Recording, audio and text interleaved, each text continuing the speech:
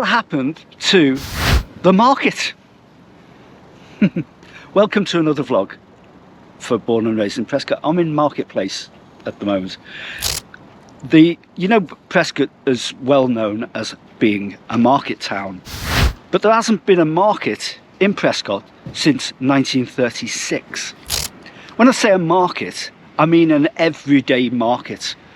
There hasn't been one since 1936. Can you believe that? I know people go on about the Mugg fair and various things like that, the May Day fairs or whatever, but they're not markets. They're basically special occasions where people gather on market days or marketplace, basically. But the market is a different thing altogether. Before there were shops in Prescot, there were markets. In fact, there were no shops in Prescot. The first market, or the one that can be traced back to the first market, happened in 1322. In 1333, Prescot was given market status.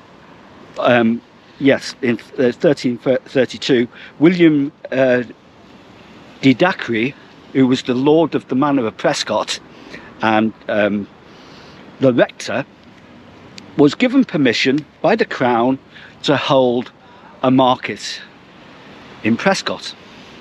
Now this had a significant impact because a market that was going on for possibly 1,000 years before this decree in 1333 was now the market traders had to pay for the privilege of setting up their stalls on Marketplace. Markets were basically a place where people came to buy the everyday needs for their existence. So that's where you bought your food and your bedding and various things like that you needed to live in Prescot, live anywhere, because there were no shops. So everything was done outside. Outside trading was the thing. There was a toll booth was set up here, right here, just about there, possibly somewhere like about there. We don't know because we haven't got any photographs from back then, 1333. A toll booth was permanently set up on Marketplace, followed by premises for what was then the Court Leet. And the first Court Leet building was actually set up in 1551. So 1551 was a Court Leet building was set up about here, just about there. It was the first Court Leet. It was also a courtroom, not just a court lease, but it was also a place to put common criminals as well. So common criminals, Court Leet buildings, the management of the town, and the toll booth. What was quickly happening in Marketplace was suddenly it's not just full of markets anymore, it's also an administrative centre for the town, because you've got all the official administrators and the sheriffs of the town and all these people set up here, and all around you've got the market people as well. It's becoming like a place of two halves. You had the administrative section on one side and then you had the markets on the other side. Now, about the time that William Shakespeare arrived, things had begun to change, because the curve around here was all full of buildings. But in 1592, 6 of them buildings were considered to be shops. Shops was a newfangled thing. It was brand new. It was a new trend that came from London. The idea of a shop, the idea of indoor premises where people actually sold goods and foods and services. So 6 of these buildings around here became the first shops in Prescot, known as shops. So the market was changing. Now, on the market square here, it was the centre of all life for Prescot. It was actually the lifeblood, the pulsing heart of Prescot. Now these markets always set up, or these medieval markets always set up within sight of the church, and that's why it's happened around here and developed from this centre alone. This is where everybody would meet every day and talk to their friends and neighbours and various things like that, and also people from outside would come in to trade goods and you know, sell their wares and whatever they were selling. This is how the Mugg Fair grew up, because Prescot was developing in the 1590s, was developing a roaring trade in pottery making, and pottery making was starting. They were selling the wares here on Marketplace. At the bottom of Marketplace here, where I'm standing, or just behind me, where the camera woman is now, were the stocks, where people were putting stocks basically. And you know that idea where you put in stocks and people throw rotten fruit and veg at you? Well, that happened here. Should reinstate them. But they'd kick them up the arse as well while they're on their hands and knees in the stocks. They do all of that kind of stuff here. There was also a well not far from here, and later on, in the 16th century, there was a roundhouse here that was basically a lockup as well. That was a lockup from the Court Leet, because there was an incident that happened in the 1590s where the courtroom that was here, they used to have lockups there. They used to lock the prisoners up there, but one of the prisoners basically wrecked the courthouse, smashed all the windows and stuff like that. So there was the town elders realised that they needed a separate lockup for them. They should have realised that before they smashed the windows up. Anyway, that happened. You know, that was probably to do with Shakespeare. It's probably the men having a rough time, you know, they're the rough men. Anyway, yes, so as I said, with many medieval markets, we were always close to the church.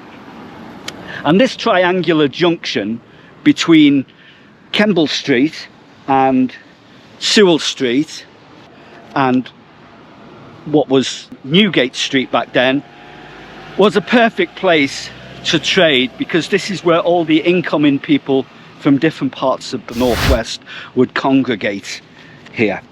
With success of the market charter of 1333, the Rector of Wigan actually wrote to the king, because Prescot Market was being really successful. They must have been selling better stuff than you can get in Wigan, which is not surprising. Anyway, he wrote to the king in 1355 to tell him to close the market of Prescot because it was having an adverse effect on the market in Wigan. They were not selling stuff in Wigan, which is 12 miles away. Remember, everybody who came to the market, virtually everybody walked, because that's the main, you know, cheapest way of transport was to walk. So you would walk from all these places. You'd walk 12 miles from Wigan to come to the Prescot Market, wouldn't you? You know, especially if you could get something you can't get in Wigan, like mugs and pottery, which was unique to Prescot. So it's interesting to see how successful the market became. And it did become successful. You know, by 1592, there was covered shops, there were proper shops setting up here. So that went on for a long time. So if we move forward to 1858, we find that this area of Prescot was bought, it was purchased by a private company, and it was the land here around Marketplace was actually owned by King's College, Cambridge. This private company actually bought this land. They set up a consortium to buy the land, and they called themselves the Prescot Market Company. Prescot Market Company, that's an original name, isn't it? Anyway, they built a triangular building on here, and I'll flash up a photo of that. You've probably seen it before. The triangular building was set up here in 1858. It was unusual for a market to actually be purchased by a private company. It's not the thing that normally happens. Normally the Court Leet would take responsibility for the market, and they would collect all the tolls of people, and that's how they'd run it, through kind of rents for having a stall here. But they didn't. They they sold it off, which is a big mistake, because the private company built this market hall, which was great, but it wasn't doing very well. It wasn't doing very well. And by 1916, the company who owned this land went into liquidation. So they didn't do very well on that. They left a market hall here. Nobody owned it. The council, Prescot Urban District Council, used it later on. The actual last market in Prescot was in 1936. So that's how Prescot lost its market and its market status. And marketplace actually refers to anything pre-1936. We've never known a market here since. We've known the Mugg Fair, and we have fond memories of the Mugg Fair being held in Marketplace, but there hasn't been a market, certainly not in my memory, and very few people living today would remember a market being held in Prescot. So that's how far it goes back. Yeah, it's quite surprising really how these things happen and develop. Eventually the market hall here was demolished and all of this area was redeveloped. As we can see, it's not the same place as it used to be. So I hope you've enjoyed this vlog on Prescot's old market. If you have any memories of going to the Mugg Fair, by the way, or any other markets that were held here, then let us know. And if you've got any photos, I'd love to see them, because I remember going to the Mugg Fair very fondly when I was a kid. It's a place that we would always go to. It was a fascinating, bustling place, and it must have been how the medieval markets were back in the day. So thanks for watching. Please subscribe to the video, like and ring the bell notification and make a comment. I always like to read your comments. So thanks for watching and bye for now.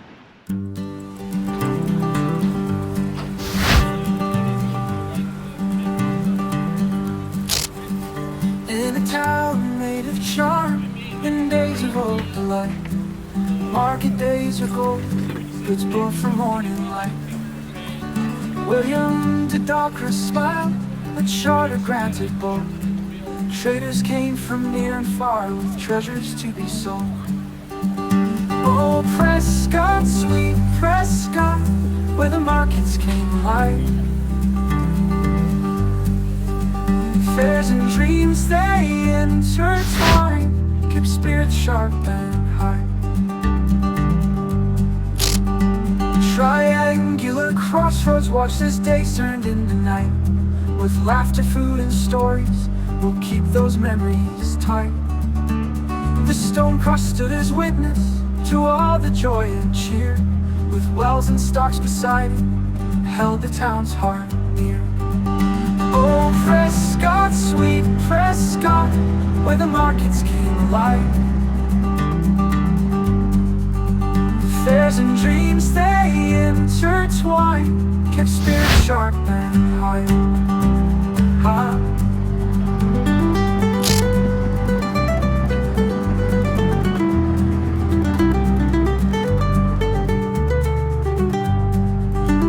Oh, Prescot, sweet Prescot, where the markets came alive. Fairs and dreams they intertwine, keep spirits sharp and high.